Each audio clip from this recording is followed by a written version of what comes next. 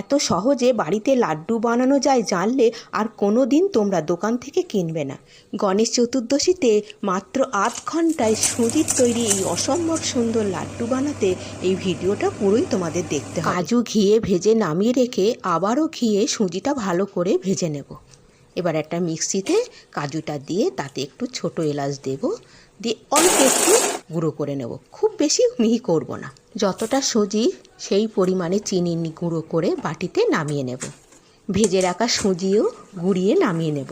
সম পরিমাণে গুঁড়ো দুধ আর ইয়েলো কালার আর ভাজা বাদামটা দিয়ে দেব। সব উপকরণগুলো ভালো করে মিশিয়ে অল্প অল্প করে দুধ দিয়ে একটা লাড্ডুর শেপ দিতে হবে।